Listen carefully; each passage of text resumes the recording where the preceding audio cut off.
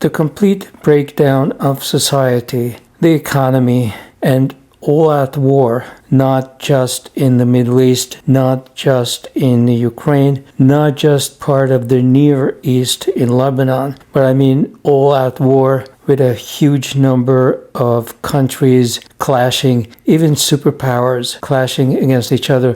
All of that stuff cannot be delayed for much longer, for the simple reason that there is no way, not so much to reopen the Strait of Hormuz, but also just to reconstruct all the damage that's been done and all the damage that's going to be done. The bottom line is they are going to use a few thousand people to take over at least the most important parts of a nation of 90 million that has been there for 4,200 years.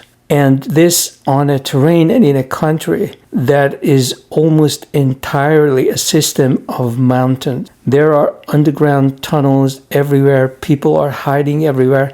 Even if we took that miserable island, that doesn't mean that we control that whole sea passage.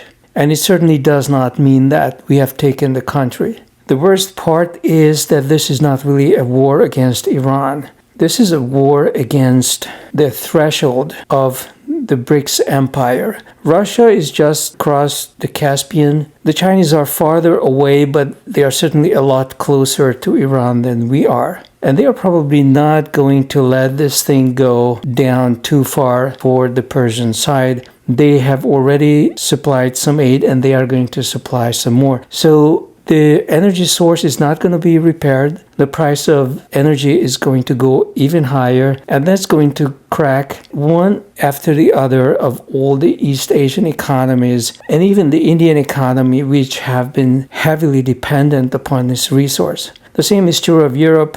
They cannot buy oil from Russia, and now they cannot buy oil from the Middle East either. So the end is near, and the time to prepare is now.